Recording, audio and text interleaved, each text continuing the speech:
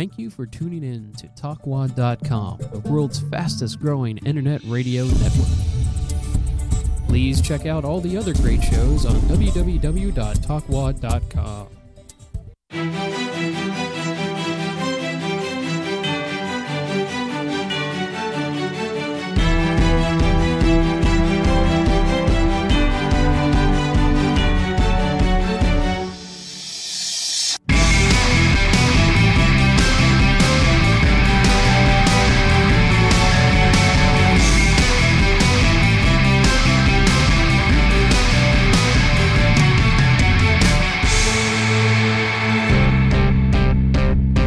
Don't know how, but it's starting now,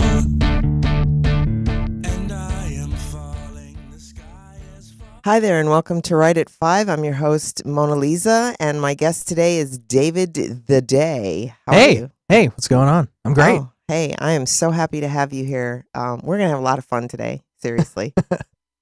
Total crazy person sitting across from me.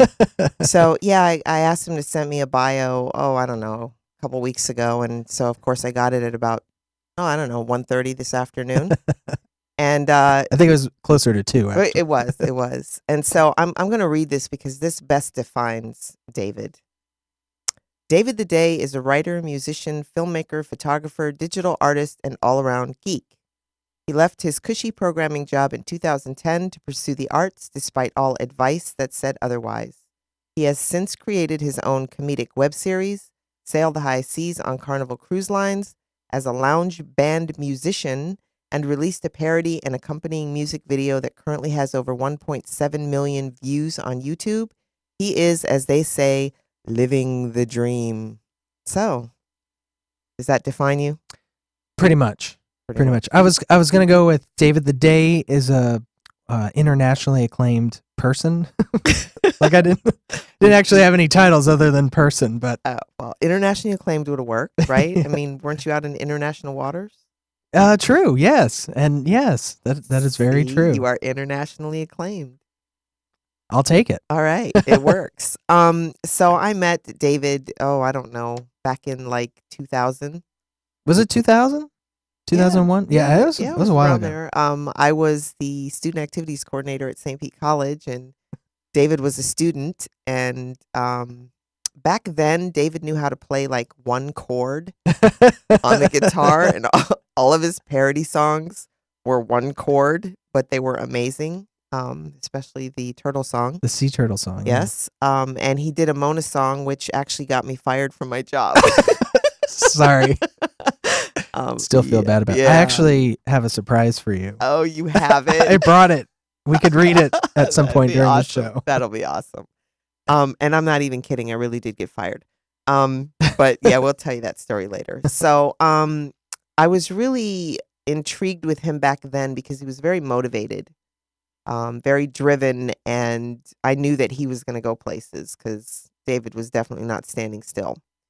So tell us a little bit about yourself, like where you're from. And I'm from here, Palm Harbor, where we are. Is this Clearwater? This might be Clearwater. Yeah. This area. I've been in this area pretty much my entire life. What else is there to say? I'm just a guy who likes, I dabble in many different things. I'm writing, like you said earlier, writing, music, digital arts, a lot of web stuff. I was homeschooled when I was growing up in middle school and high school. Most people go, oh, well, yeah, that explains it.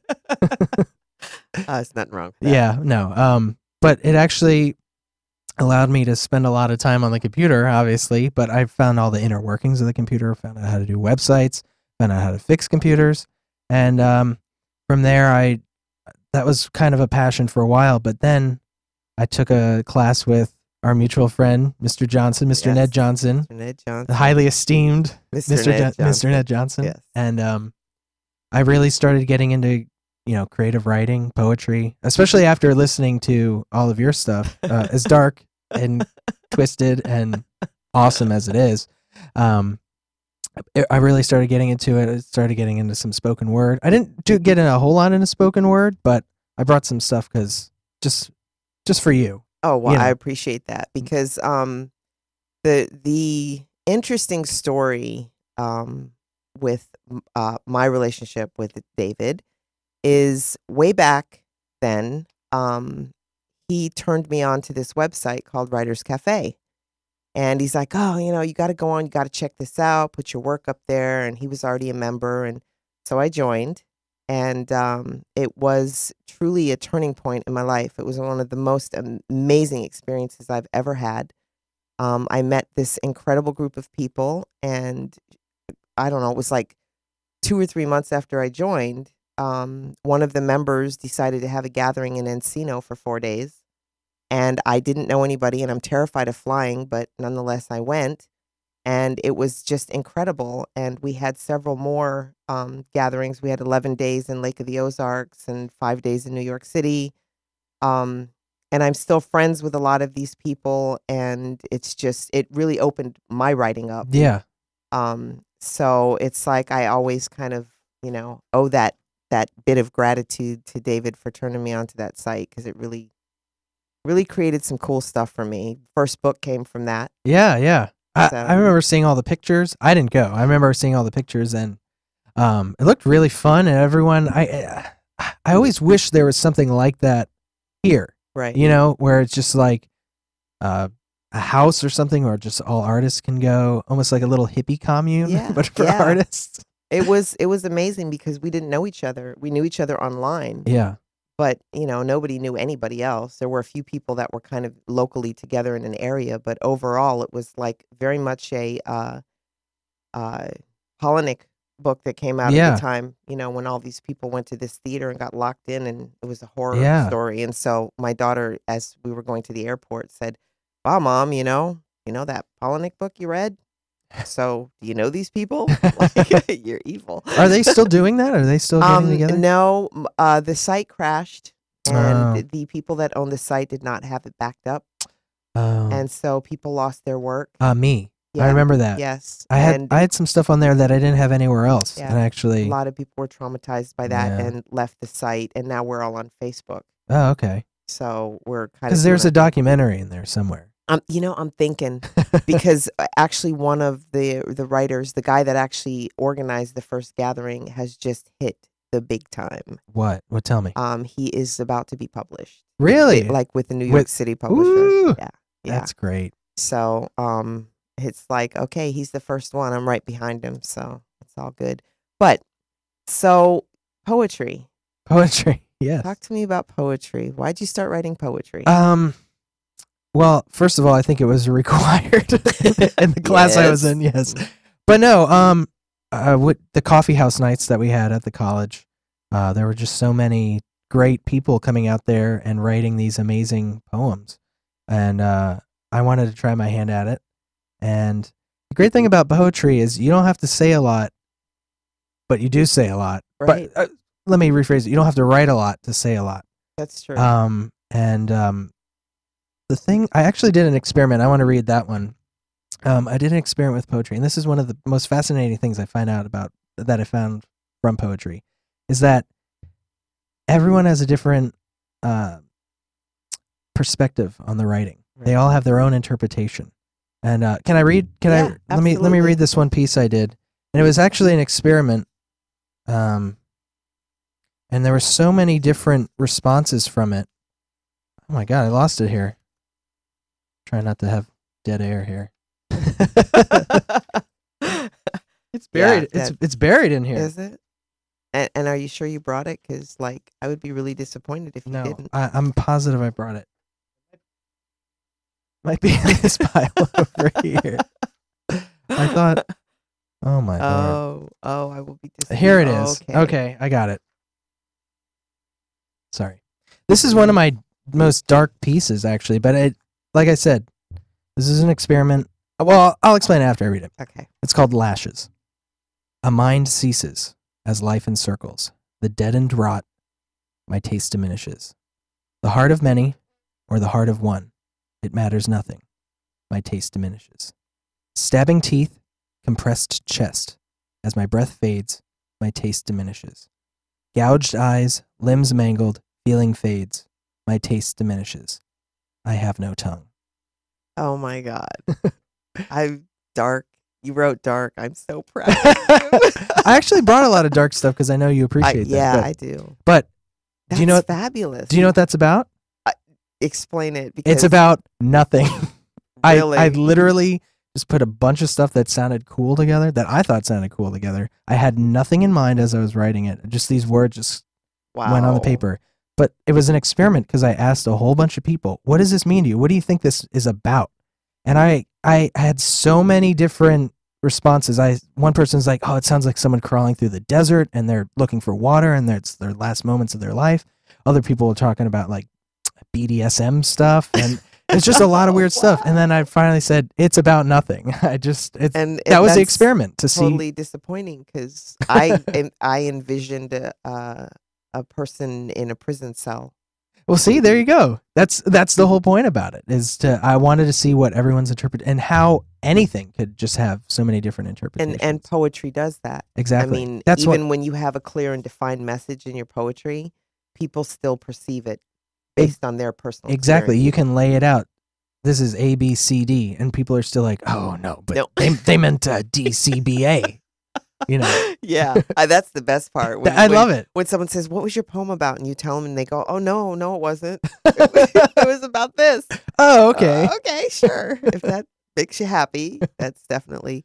I know the poetry. You wrote a lot of journey stuff I did. back then, going Yeah. on journeys, and you had that story you were doing about the guy in the desert. Yeah, like on an island. Yeah, it Because was on a- you were doing that Poetics thing, and there was a point where we were going to collaborate and do a whole thing. Yeah. I was actually the guy who plays Basil in Austin Powers. He came to SPC or to Tarpon Springs, and he did a thing with a guy on piano, and he read this story about like a guy lost on an island for 30 years or something like that. Wow. And it inspired me to write. I actually brought that. That's the spoken word poem, and I was just amazed by it, and I thought it would be so cool. Like you were thinking with all the images in the background, like the lighting Yep. changes and like having the sea move. And Castaway, I love that. I always love the movies about survival. I don't know what it is. Yeah, and that a lot of your writing had to do with that. Yeah. So that was really, it was inspiring because that kind of defines like a constant rebirth, a constant growth, and I definitely watched that happen with you over the years. Yeah, yeah. So it was kind of like a foreshadowing. Ooh, yeah. It's the poetry mode, it kind of makes all that happen. So you have a spoken word piece? Yeah, yeah. It's it was for what I had in mind for this one was this guy who as he was growing up, all these people were like prescribing drugs to all these doctors were prescribing all these drugs and everything to him, and then he just went cold turkey on them and got kind of crazy, and just known to happen. It's been known to happen, yes. And he just kind of left, and he found himself stranded on an island. And this is it. Let's see if I can get my flow going. I haven't done this in a while. The lapping of waves, the sun on my face, and the setting of my eyes at a pace that's frantic. And without a sign or a trace of where I am, I panic. It's bright, and the light dulls my sight, and I fight to look forward. My feet shuffle in the sand on some uncharted land which goes hand in hand with the past day's events. I remember now. The arguments, the yelling, the voices of reason, treason from each and every season of love and hate and trouble, and it's double what it used to be. Like a kid blowing a bubble until it pops, it snapped, I snapped, I couldn't take feeling trapped, like my mind kidnapped, imprisoned in a cell of emptiness. But I can tell you this, that when I finally fell, though it wasn't hell, it certainly was to the bottom. And it hurt, and I ran, and as far as I can tell you, the bar wasn't my first resort. Or my last. I just ran. And I ran some more, finally, to the docks where I raided a ship like a pirate, thirsty for booty and a thrill for adventure. But my problem was a pill with too much thrill, and I needed to be calm. I needed to be sedated, hated, contemplated, and most of all, just left alone. In my own home, I couldn't even find that. The busybodies and their sick, twisted hobbies dragged me to their lobbies and sat me down in those horrible brown chairs, the ones that dared you to get up and spring for the floor or swing the door and escape fate, that one thing none of us can seem to dodge. And I tell you now that I wanted to run every day, and it finally happened because of that one thing they thought could control me. The thing that could hold me back from my instincts, but they failed. I was unveiled, derailed, I bailed, and I stole the boat and sailed off into the sunset just like a movie. I trekked over the seas, I trekked through the ocean, and through the motion of my thoughts and the motion of my boat weren't steady, I was eerily calm. But then my mind, it wandered. I stood and pondered the feeling of this journey. Even though my boat was steady, ready to sail on the ocean traversed as my friend, I was lonely. It felt like standing next to someone you knew, but they were through with you and were now elsewhere, but they still were right next to you. And these moments boiled a rage. With each page of my life flashing before me, I could see what my life had become, how it transformed, how it was molding. But like a man folding in a game of poker, my chips were running out. And without a doubt, I knew if I hadn't have left the table, you know, the gritty city and all their pity, that I would have lost. I'd be bluffing with a pair of twos, and my shoes maybe would have been made of cement if I didn't try to invent a new lifestyle. A new way to circumvent these truths in my future. Life, you see, is full of highways and byways with lanes of traffic going both directions, and I'm just trying to cross the street, but I can't dodge the incoming cars, so I wait on the side of the road. The traffic lights hit crimson, yet I still can't move. I need a clear path, a straight shot, because I forgot how to maneuver between the vehicles. So I take to walking forward in that straight shot with my arms flailing, but not hailing a taxi. I'm going straight over the cars, and if I'm quick enough before the lights blast the limelight, that last bit of stretch of highway will be free from obstruction. A narrow strip meets my feet in the middle of the 10 lanes. There's only 5 more to cross, and if I'm lucky, I won't toss myself across the last 2. Those 2 are always the hardest. Those last 2. Those very few that everyone used, and the thought amused me to no end. But as my foot hit the line of the second lane, it seemed the pain was to begin. In my chest, that muscle of love and the muscle of pain began to work itself up. There were now cars headed my way, and I decided to stop. There, dead in my tracks, the facts of the situation stated that if I didn't move, the velocity of a car impact would leave me in a black sack backpack full of goodies for the morgue techies. Why did the chicken cross the road? To get to the other side?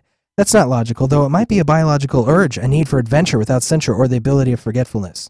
Forgetfulness? Why did the chicken cross the road? I'm traveling, unraveling my soles with the white sands beneath my feet now. In the tropic heat, I'm tempted by the blue-green ocean. So sweet, but I dare not drink from that salty abyss. With my throat parched, I marched on, finding the sickness bearable. With my back arched, my fingers starched in the rays, the waves, and with a sudden confusion I dazed completely out of mind and consciousness. I remembered home, where I was sane, clinically, but in truth my sane was in denial. And like a life trial, the vial that contained my prescription emptied and started a journey which left me stranded on this deserted isle. The sea life passed the shore, skimming the floor of the ocean with the war against the current being lost as they're swept away. It awakens me. The palm, calm, further ashore had no leaves swaying. The air, dry and cool, moved to no rhythm nor rhyme, but time, it seemed, stood still for any breeze. A small trickle of wind then began to tease, with a sudden ease of rhythm and rhyme, and the crime of it all was that it stopped prematurely. It stopped in its prime. But it calms me. It calls to me, and I sleep. Holy what? Shit. Oh my God, that's phenomenal. Thank you. And so now I have to lead into what's your writing process? You know, that's a hard thing to, I have no, just moments of inspiration. Just, they come to me randomly. I honestly, I don't consciously sit down and say, you know what, I'm going to write now. Like for instance, I found this program, it's called OmmWriter, OMMWriter.com or .net or something like that. And it's just like a writing program like Word, Right. but it has all this beautiful, like inspiring music in the background. And when you type, it doesn't make the clacking noise of a keyboard. It makes like bloop, bloop, bloop, bloop. It's very pretty, you know? Wow. And like something like that will come along and I go, okay, I'm going to test this out. And I just start writing a whole, you know.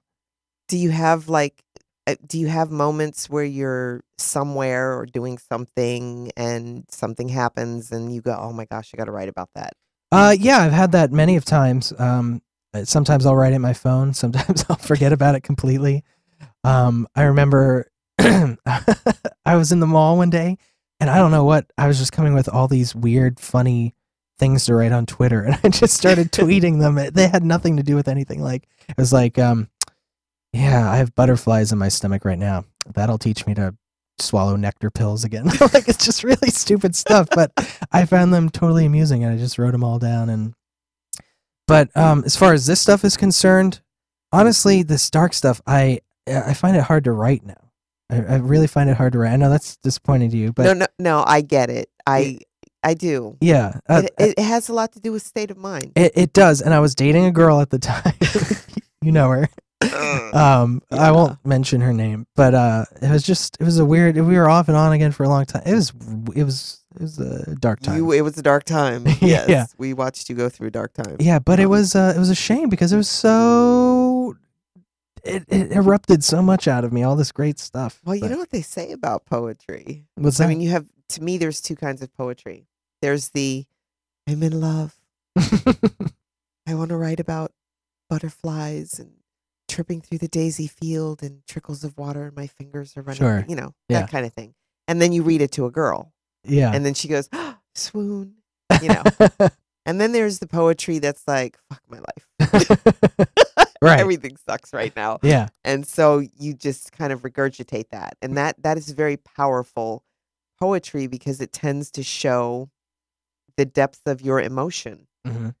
Dark emotions. Yeah. And sadness and pain and grief and blah and all that. And people know- don't usually show that on the no, outside. No. In the real world. So No. that's why I think that's one of the reasons it has such an impact, really. Yeah, and I think that's why people have this total misconception of me, who Yeah. I am, and Yeah. I mean, you know me Yeah. outside of my poetry. I'm crazy. I'm funny, stupid, silly, but people are like, "Oh my God, your poetry's so dark. You're just like so Poe." And I'm like, no, actually not. But I just kind of dig down into memories. That for me, a lot of my writing has to do with memories and what that kind of evokes in life now. Sure.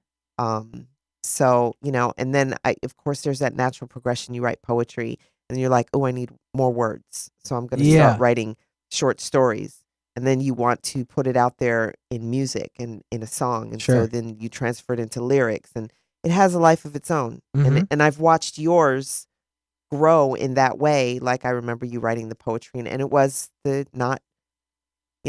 wasn't always dark. It was not dark that often, actually. Not Yeah. what you shared anyway. Yeah. Okay. And your stories were all about escape and adventure and happiness and joy. And it's like, oh, he's just full of happiness and joy. And we kind of know that wasn't the case. But and then you taught yourself to play the guitar. And that's so admirable to me Yeah. because I have a guitar at home and I pick it up every now and then and go, I'm going to learn to play this. I'm going Yeah. to learn chords today. I'm going to strum them until my fingers bleed. I'm going to do this. And then I go, and then I'll do it in about a half an hour.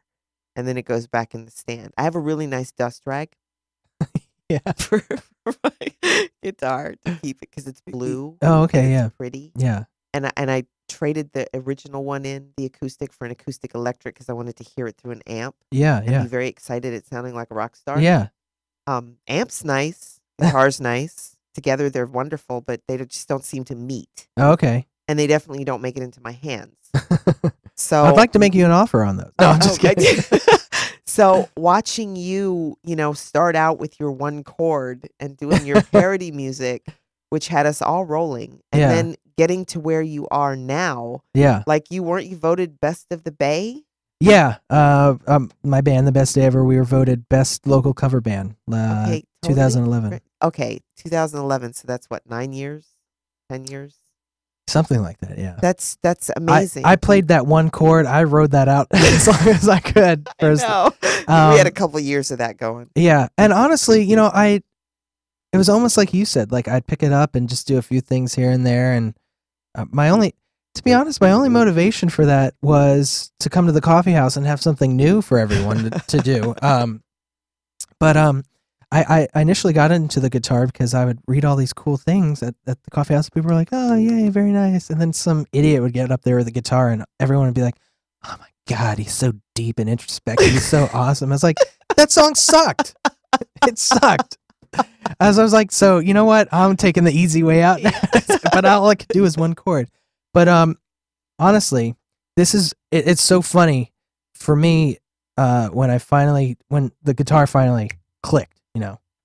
It was snapped in my head, and I was like, "Wow!" And I could finally do chords and everything. Both times that happened to me, I actually had something that I needed to do with the guitar. One time it was a comedy show, and my friend wanted me to come in and do my musical comedy.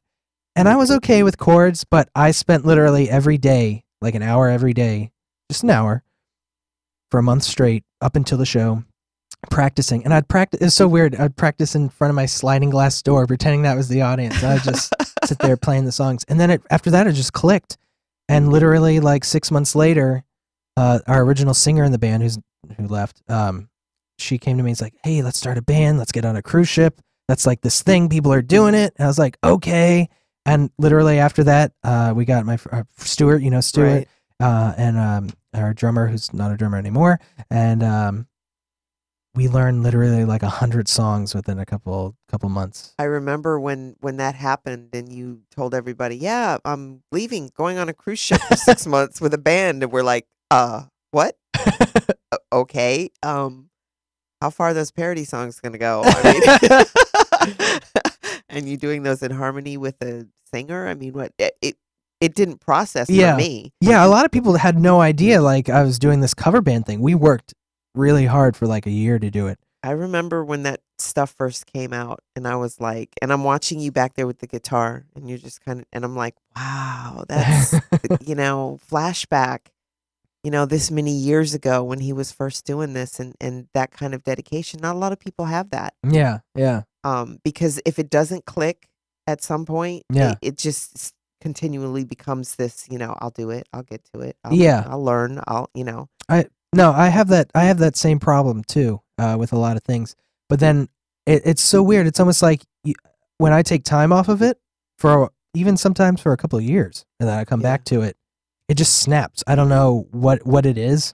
For instance, I do digital art. I do 3D modeling. Before I had the hardest time with it years ago when I was first starting out, and then for a music video we're gonna be doing, we would need to add like a spaceship in it. I was like, okay, I'm gonna check this out, and I got all these programs, and then it was like, wow, this is a lot easier. Well, see, the thing that struck me about you was whenever you picked up something, you would, because I watch people around me, artists around me all the time, and they pick up a new thing they want to do, and they go, well, okay, no, but I'm really this. Yeah, and I'm guilty of that too. Like I'll start to write short stories and go, oh, but I'm really a poet. Yeah, I need to write poetry, and I'll pick up the guitar and go, I can't sing, but I can speak my stuff. And so I want to strum behind my words, and I don't, but with you, with the music, and then with your computer knowledge. Yeah. And when you did the web series, it was like you wrote it, you produced it, you directed it, and you were in it. And it's like, oh my God, it's like Steven Spielberg on the rise here. I mean, and the web series was phenomenal. Yeah. The writing in it was absolutely hilarious. And that's like my only regret about the band is that it gave me no time to do the web series, and I had to like say, okay, I got to take some time off of it. But good news, season 2, I'm currently writing it, and I figured, well, if I have to split my time between the band and this, I'm just going to bring my band into it. It's still one-man band, but I found roles for people in my band so that at least they won't feel so bad about me taking some time to do that. You know what I mean? Yeah. And plus, we could put it on our channel and say, hey, this is the best day ever doing this, and help, promote ourselves. So talk about the web series. Okay, so I don't know where I came up with this idea. There were always shows with bands, trying to make it with like Tenacious D, Flight of the Conchords, that sort of thing. But I was feeling narcissistic one day, and I thought, hey, I'll write this. I was trying to find a way to get my parodies into a web series because I'd watched this show. What was the name of that show? It was We Need Girlfriends. I think that was the name of it. We Need Girlfriends. Hilarious web series. It was only like 8 episodes or something like that. And they almost got picked up. They got picked up by CBS, but they ultimately didn't put it on the air. But hilarious. And I got really excited about doing something like that. And I quit my job, used all the money I had saved up, bought the camera, wrote the web series. I wrote the first episode. It was like 5 minutes long. I wrote a couple episodes after that. Teamed up with a great guy, Stephen Fox. Hilarious guy. We used his house to film. Hilarious, phenomenal actor. And he helped me write the other episodes too. He's just as multi-talented as I am in all the different things he does. It was so funny. We had another where you come into the story. There's a part where I needed a mom for the show, and out of nowhere, this other lady that we had said, "Nah, I can't do it." So I called Mona up, literally like 3 hours before we're supposed to film, like, hey, can you play my mom? And you were like, but I'm like half black. How's that gonna play out? We're like, don't worry about it. It'll be hilarious. Yeah. So and the fun part was, do I need to bring anything? He goes, just bring a couple outfits. And I was like, what kind of outfits? And he goes, I don't know.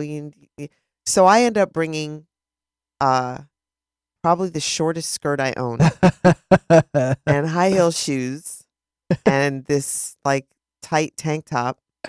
And I come walking into the room and it was like, yeah, this is going to work. This is going to work. And it worked. It worked. Because we had Stick Martin, which is a real artist around here, and he plays himself in the show. He's like my arch nemesis, and he comes in, he's dating an ex-girlfriend of mine.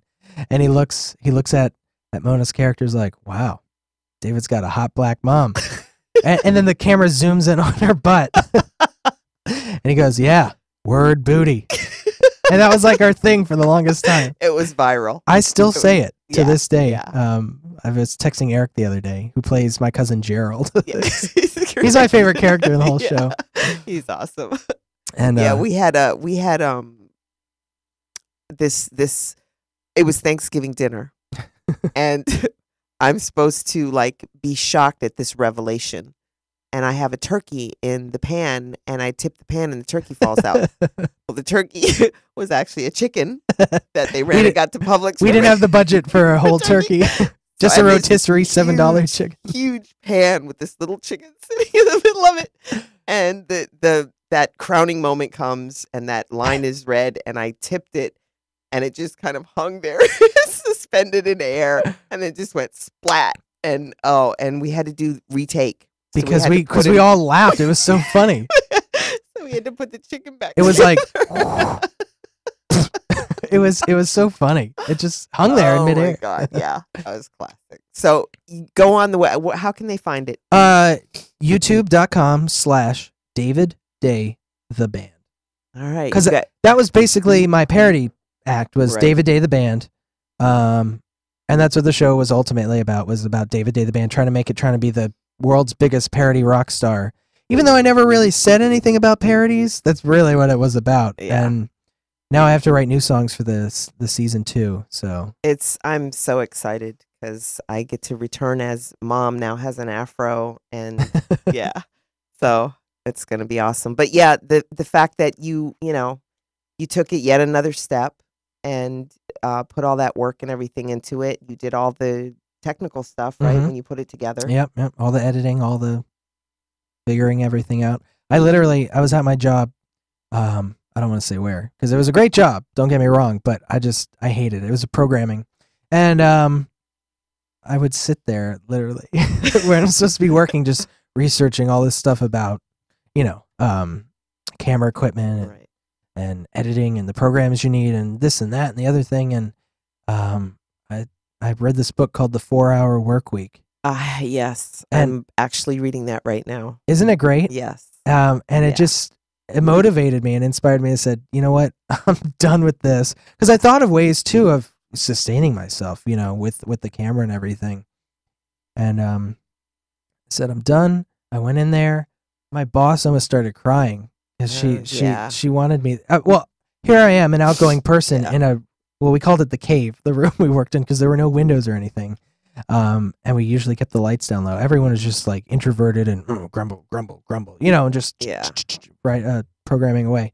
And here I am for Halloween, for example. I dressed up as Pee Wee Herman, and I was going around going, ha! I was cracking everyone up, but she was sad to see me go. But she's like, you know what?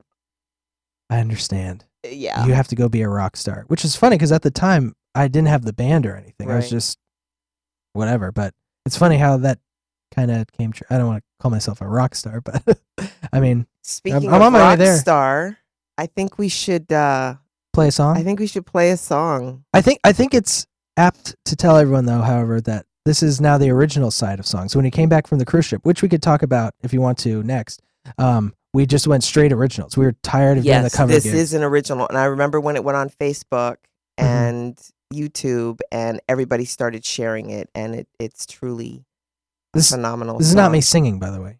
No, no. Yeah. David is in the background being a rock star. He's playing the guitar, really playing the guitar. So yeah, I think we should definitely play Stars. And yeah, there we go. I think we're about Okay. to.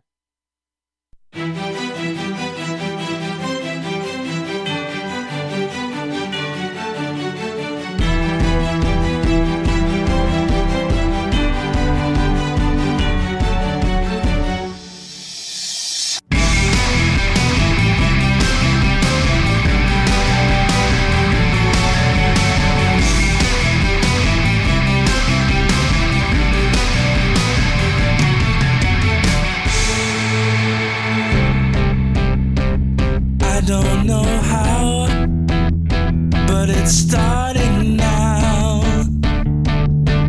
And I am falling, the sky is falling. I want something more, and I can't ignore. My heart is calling, I can hear you calling. I wish on the stars above. And in my dreams I see you. You're in the air, I breathe you. And so I wait and patiently await the day when the love in my heart awaits.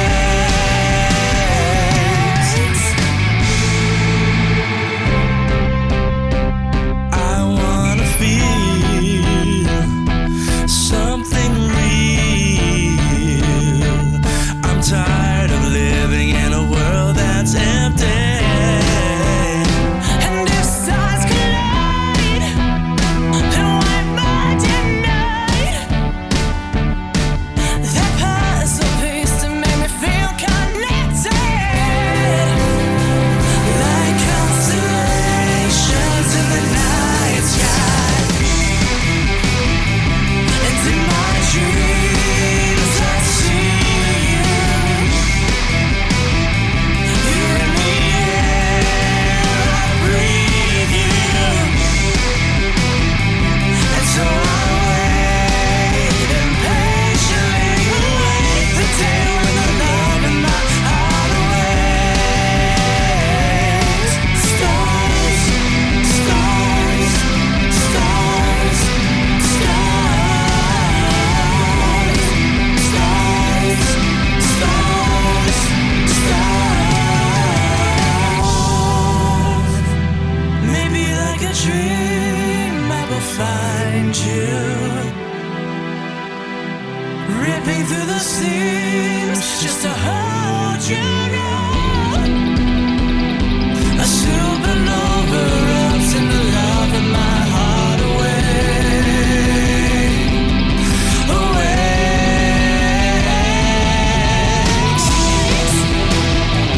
And in my dreams I see you.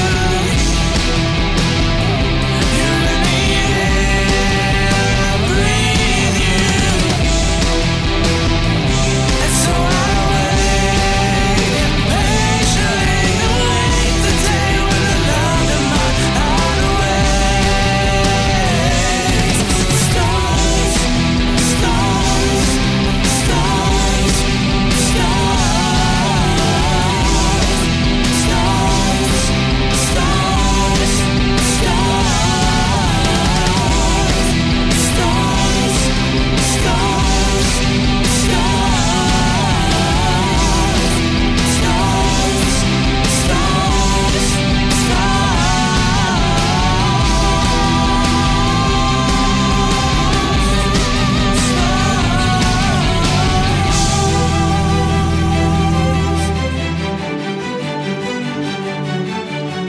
So there you have it. That's pretty phenomenal stuff. Thank you. Thank you. Booyah! Yeah. Wow. So I have to ask this. Do you feel that writing and creating with words was kind of like a catalyst and a jumping off point for future things that you got involved with?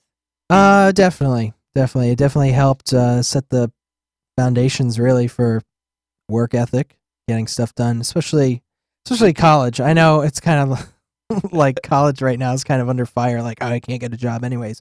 Really, I think for me, like, that's what college is about learning about getting things done on time and getting them done properly. Right. That's what the grading process is for.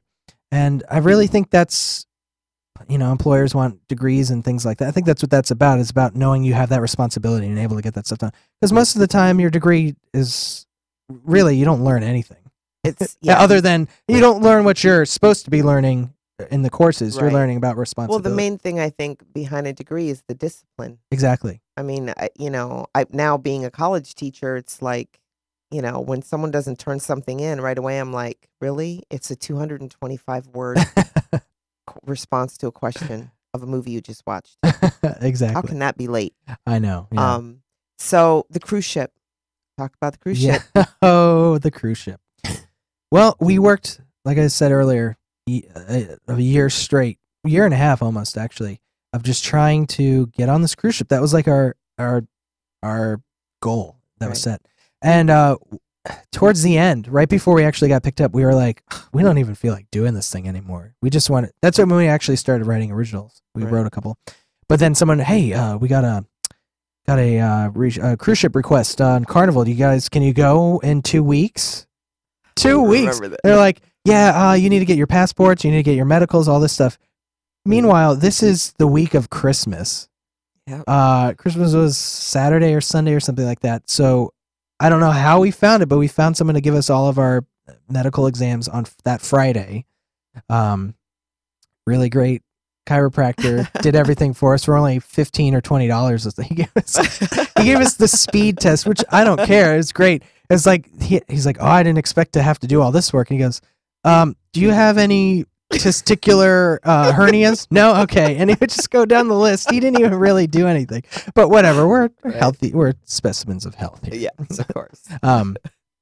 And so anyways, we got on the cruise ship, and it was nothing like we thought. Everyone obviously is like, oh, yeah, cruise ship. Oh, I bet you guys had fun partying all the time. No. It was, there's certain people that would excel on a cruise ship. If you're 20, 21, and single and you're having the time of your life, it's the prime of your life, and you don't care about being with the people you love and everything, you're just kind of wandering around trying to find yourself. It's awesome. It'd probably be an awesome opportunity, but we were so disconnected from the world. Internet was like $20 for a couple hours, like 2 hours, 3 hours. So we couldn't keep up with what was going on in the world. And of course they don't have news or anything in the on the TVs because they're trying to keep you there on the ship. Right. And everything, cruise ship time is like, whatever normal time is, this is like 3 times that amount because you don't have light cues. We're down in like the dungeon of the ship, all the crew members.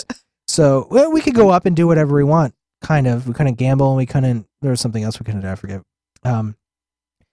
But like you don't have those light cues when you wake up in the morning. The lights coming through the window. You don't have any of that. So everything seems like it's just one long day.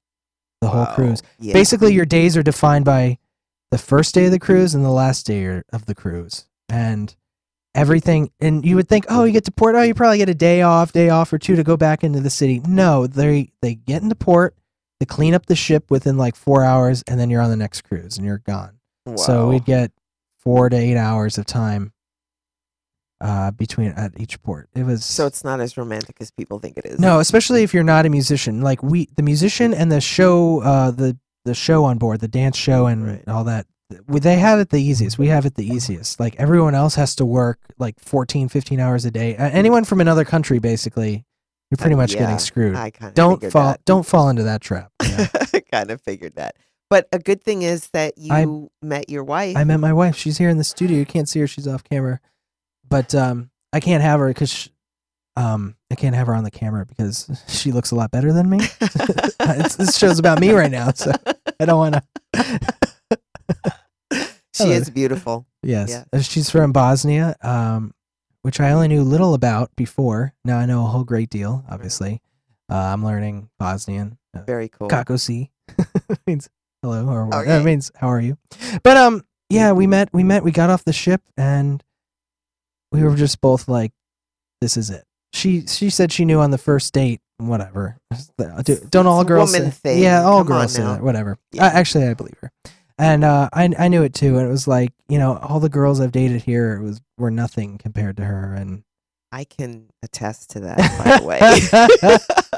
you've seen some of them. I can vouch for that one. Yeah. So But from David the Day doing, one chord parody songs to writing poetry to writing stories, and you had a business for a while. Internet gaming. Oh yeah, Land Yeah, Sharks. I remember Land ran Sharks. that. Keegan, my son, went there Yeah, several times yeah. and hung out for lock-ins. I thought that was very cool. Yes, take my child for 12 hours. Thank you. 24 hours. 24, that's right. Yeah. Food and games until their eyeballs were hanging on their cheeks. But then the economy crashed and console gaming took over, so the computers Yeah. kind of fell off. Yeah, definitely. We sold that, but we still have the computer repair business. Yes, absolutely. So that's still going. My parents are running that right now. And by the way, his name really is David Day. I mean, that's not even like a stage name. That used to be an ongoing joke back then. It's like, is it really David Day? And then it became David the Day or the Day. You can find David on davidtheday.com, bestdayevermusic.com, and on YouTube it's David Day the Band. That's for the web series. Yes, that's for the web series. I have my own personal, but that's just film tests and things like this. Yeah. Nothing really interesting. I mean, seriously, you guys need to go in and watch the web series because you need to get caught up so that when season 2 comes out, and the parody is a Harry Potter parody. Oh yeah, I did one of those as well. Which we did that with the Stuart and I from the band. with which my friend Brody, who is like, he is the expert on Harry Potter. Nobody knows more about Harry Potter than Brody does. And when he saw that video, he absolutely lost his mind. I think it was on his page for like weeks, like on top. I love Brody. He's great. Brody's awesome. So that parody was really amazing. So you can find that on YouTube as well. Yeah, it's called Potter Rock Anthem. So Yes. it's a parody of the Party Rock Anthem by LMFAO. Yeah. So you just type that in. Awesome. It was featured on CBS News. It's over 1.7 million views right now. Yeah. We have more coming. We're going to start doing Doctor Who parodies as well. Yeah. Since Harry Potter's done with. And you guys need to, make it go even more viral than it has, because only 1.7 million people have seen it, and we have at least 1.9 million people in the world, right? Maybe 2. Maybe 2. Let's give All right, let's round it up to 2. So we've got about, I don't know, 3-4 minutes left. I definitely want to have you come back. Okay. Because there's you're such a multi-talented and multi-dimensional artist that Thank you. It's going to take a couple shows to get it out there. I've been a supporter of yours for a very long time. We've all believed in you for a very long time. Thank you. I appreciate the crew, the Ned Johnson crew. And it's it's been amazing watching you grow, and you've grown into your own, definitely. Thank you. And you ended up with a really great wife, which, kudos to that. Yeah. Yeah, you're awesome. But yeah, the show is about writing, and to me, that is there's no, you can't put that in a niche. It's not like writing is this. Sure. It's really the foundation to me for every artist, even painters. Sure. And You're writing a story with paint. yeah. Really? Yeah. It's, I mean, you get those words in your head and go, wow, that blue is really beautiful. Mm-hmm. And you will paint a really beautiful blue painting. Yeah. And clearly the writing, gave you a foundation to blow up. Follow the band. Yes. Facebook.com/BDE band, as in Best Day Ever Band. And I will have links and all that fun stuff up on the Write at 5 page so that you guys, because there's so many links and so many different things he does that if I can just get them all up there for you guys, then you know, you'll be able to get into everything. I'm really pushing the web series. I'm really pushing the band. You guys just heard them. Clearly, you can tell that Tomorrow is the last day of. There's actually a contest called the Hard Rock Rising Contest. Tomorrow's the last day for voting. We're in first place right now. I don't think anyone's going to catch us, but then we get to go compete, and then if we win that round, then we go against the world. So we're really crossing our fingers on that one because the top. So there's one more day of voting. There's one more day of voting. Okay. You have to be within 100 miles of here, Okay. of the Tampa area. But the grand prize package is a world tour, so that's what we're really hoping for. Okay, so we need to have just about 1.7 million people need to go on, you know, and vote. I mean, seriously. And do you have links somewhere? Is it on the It's on our page? yeah, it's on our Facebook page. It's all Okay. over there. So yeah, and Google David the Day, or Google anything that has to do with band and David. And although there is a very creepy David Day out there, I saw the link. Is there? You Oh, said- that creepy Yes. dude. Oh, yeah. That very creepy guy. Yeah. Yeah. I let's- saw that and I'm like, I thought that was you in doing a parody, and I looked a little closer and I went, that is not you. No. It's funny. I met those guys randomly that made that video just at the Dunedin Brewery. It was Did like you? it was so weird. Like he's like, "Hey man, I love your song. Let's do a parody video of it." And I was playing music there at the Right. open mic. I was like, "Oh, okay. Well, I kind of film myself, you know, do my own thing." Right. He's like, "Okay, yeah, we know we've competed. We've done a film for the Orlando." Anyways, I found out he was the guy who made that David Day. I was like, I've seen my name. My name is David Day, because he's like, "Oh, your name's David Day. We made a movie called David Day." I was like, "I know. I've seen that a million times. I love it." But he's very creepy and very like, I just love how that guy talks. He's talking about. Yeah, he was quite entertaining. You ever wake up on the right side of the bed every morning? That's David Day. I just love that line. He's pretty much kind of very level. Yeah. Very level. But and I thought it was a parody of you, and I'm like, it fits. Yeah. It definitely fits. So yeah, I'm just like enthralled with what you've done. Thank you. I really Thank am. you. I'm proud of you, man. Thank you. Came a long way. Appreciate it. And I will, of course, keep supporting and make sure everybody else out there supports. Please support Yes, your local please arts. support your local artists. That's really imperative that we do that, because that's the only way we're gonna. Any of us Exactly. are gonna make it out there. That's one of our mantras as the band. Oh, okay. 2 minutes Yeah, with 2 minutes or 2 seconds. 2 minutes. Okay. Go ahead. Oh, anyways, I was saying one of our things in the band is support the other band as much as possible, because really we feel that's the only way to make it. You can't make it by making enemies with all these bands. Like we were at a show and the other band, one of these other bands, we went over to them to talk to them and they were like, whatever. Like they totally snubbed us and we're like, Right. you guys aren't going to go anywhere with that attitude. No. You can't do that. And it's sadly in different areas of the artistic community that goes on, that competitiveness and that jugular reaction. Yeah. And it's like, wow, really? I definitely love to come back and talk to you about that, because how I see it, there's no competition.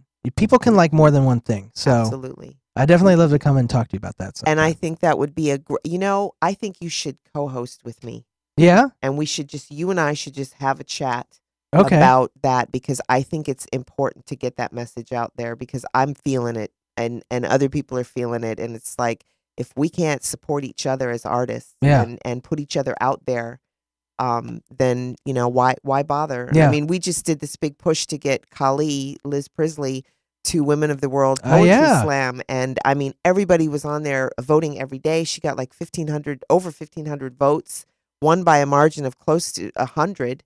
And it was the community got together, and that's what we're supposed to be doing, as far as Yeah. I'm concerned. Yeah. So I definitely think that is a I show voted in for the her. I don't future. even know who she is, but See? she's from here. So I was like, yeah. let's absolutely. get- And that's how, and a lot of people, there were people that didn't know her. I sent it out on my Facebook, as did other people, and we're like, vote, man, get it out there. And a Mhm. lot of people that don't know who she is do not know who she is Yeah. now.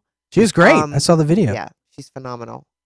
So, people really, we need to be supporting each other instead of trying to rip each other's throats out, It's sad. It Mhm. saddens me to Yep. see that. Yep. So yeah, you're on. We're gonna have a Let's do it. We're gonna have a show, and we're gonna talk about supporting local artists and Local support symposium. yes, the proper decorum in doing that, and you know. So anyway, yeah, we kind of left it off on a "you better get your ish together" note. I like it. I kind of like that too. Gets back into Mona's dark world. All right, so thank you everybody for listening to Right at 5 with my guest David the Day. Thank you for having me. It was a pleasure. Absolutely, I can't wait to have you back soon. Thanks for listening.